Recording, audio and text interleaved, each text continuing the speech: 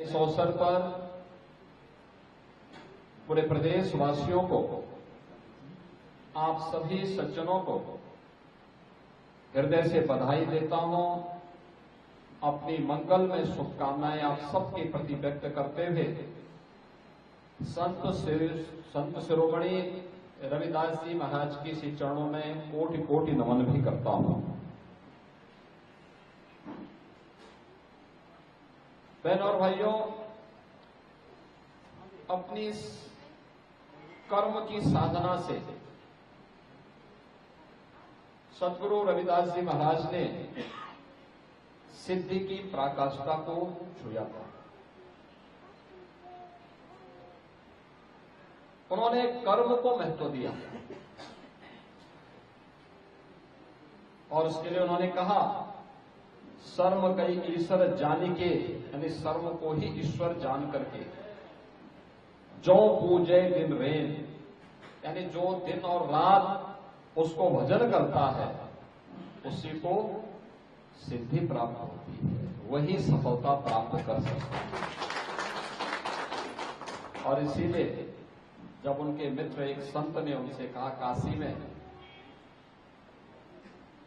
कि चलो गंगा स्नान करके आते हैं, दोनों मित्र थे, नियमित रूप से गंगा स्नान करने जाते थे, लेकिन उन्होंने आकर कहा, उन्होंने कहा कि भाई देखो, एक आना ये मेरी तरफ से मां गंगा को भेंट कर देना, मेरे पास आज जूता सीने का काम ज्यादा है, मैं इस काम को निपटाने के बाद ही जा पाऊंगा।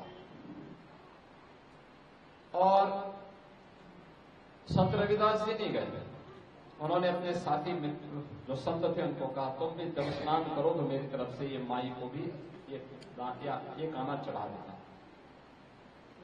सहयोगी संत गए, स्नान किया, स्नान करने के बाद पूजन का कार्यक्रम बना, उन्होंने पूजा की, अपनी ओर से भेंट चढ़ाया, फिर उन्हें याद आया कि रविदास ने भी तो मुझे कुछ दिया था। उन्होंने उनका आना निकाला और जैसे ही मां गंगा को भेंट किया तब तक मां गंगा ने हाथ उठा करके उसको पकड़ा। वो बहुत अच्छे थे। उन्होंने कहा कि मैं चढ़ा रहा था तब तो नहीं कि अपना मेरा भेंट तो नहीं मां गंगा ने स्वीकार किया, लेकिन रविदास का कैसे? तो उन्होंने वापस आकर के रविदास जी से पूछा, संत रविदास जी से पूछा, कहा ये कैसे हुआ? उन्होंने तब कहा था कि मन चंगा तो कठौती में गंगा, यानी मन की शुद्धि आपकी आत्मिक शुद्धि का आधार है, और आत्मिक शुद्धि है तो दुनिया की सभी प्रकार की सिद्धियां आपके पास स्वतः आती हुई दिखाई देती है। और यही संत रविदास जी का है। उन्होंने आत्मिक शुद्धि पर ध्यान दिया और इसके लिए कर्म की साधना को महत्व दिया।